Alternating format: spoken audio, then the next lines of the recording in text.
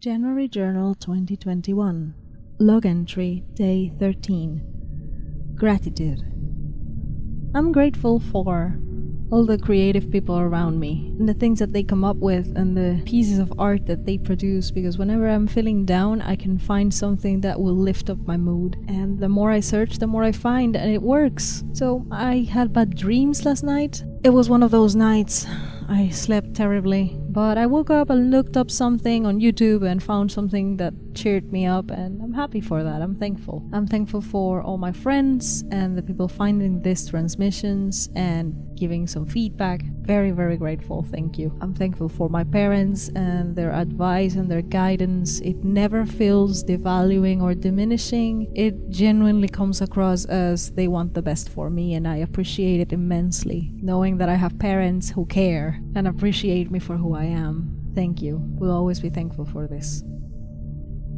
So, character voice versus author voice. I have a longer recording. It was too long, and I know there were some spaces in between that I had to edit out, but it was still too long, and I want to come with something short today. Too many long recordings already. So what is character voice versus author voice? This is something that cannot be taught, and I'm not here to teach you, because I don't know if I have nailed it or not. I had a lot of examples, but I'm gonna reduce this recording to just two. One about character, and one that is just creative, maybe narrative, poetry. I don't even know what this is. My new piece of flash fiction has no character. It seems to come from me because it's a dream sequence, and basically I am the character. There's no character voice to latch onto. It's just me being myself, I guess.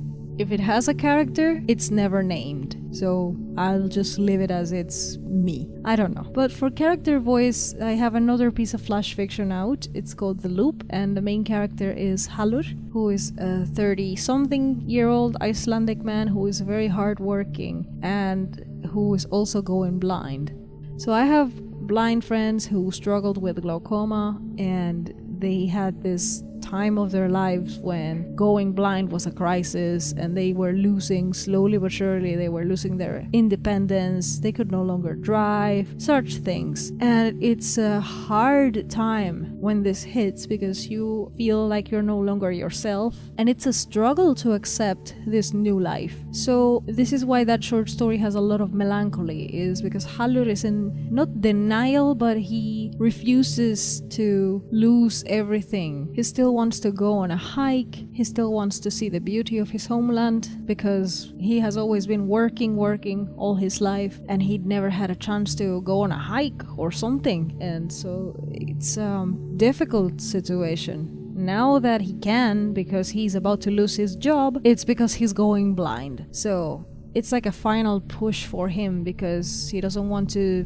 become hopeless, and he wants to see how beautiful it is to just go on a hike. Problem is, he doesn't go on his own like he wanted. He is given a robot, because 2030s there will be robots doing so many jobs, and I suppose a lot of people will be fighting for animal rights, and service dogs are not meant to be slaves, and disabled people's rights are the last thing people will fight for. Sorry, I know in what world I live in. So I thought of, instead of a guide dog, it would be a guide bot. And it was not even a guide bot meant for blind people. It was a guide bot that belonged to a child. So it was like a nanny, like a multitask kind of robot. So poor Hallur, he wanted to go on his own, and no, he has to deal with this robot, and he has to, give it back when the trip is over.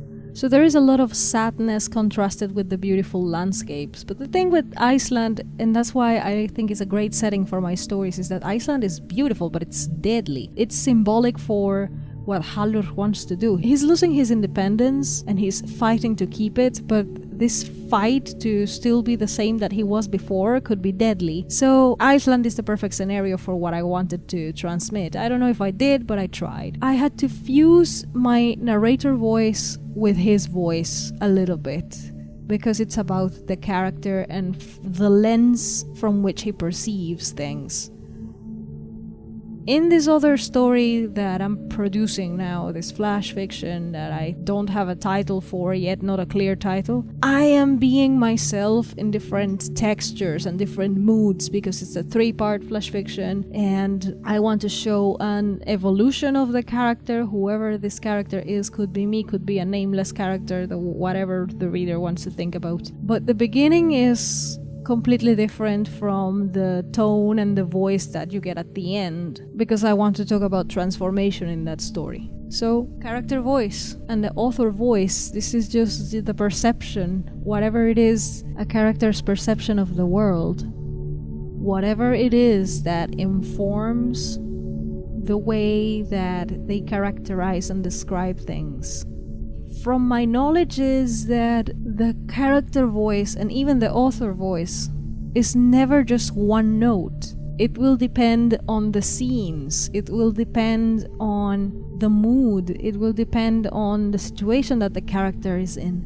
I think that one character could have a very dejected and sorrowful voice, and maybe near the end of the story when the character has a glimpse of happiness, the tone of the narration could transform and adapt to the circumstances. So it's very difficult and you have to be very self-aware to nail this, I guess. It doesn't matter if it's first person, third person, there will be a lot of contrasting elements and you have to beware to be honest about the story that you're telling. It's always about honesty. It always comes down to honesty and how well you know your characters. You cannot narrate a story about a character that you have not figured out yet, because that means that you have not figured out the voice. And this is one of the things that is most problematic for a lot of us, because it is the reason why a lot of people who just rush to publication sound like the writer next door. Everything sounds kind of similar because we don't go deep enough to nail the true sound of the character that is informing the narration of this particular story. Hopefully that makes sense, and I hope that helps you. I will save all my examples for a longer video in the future. If you want to hear more about this, let me know. I'm happy that people are finding these transmissions and I'm glad that it's been helpful in some way or another. So as always, thank you so much for being here and thank you for listening.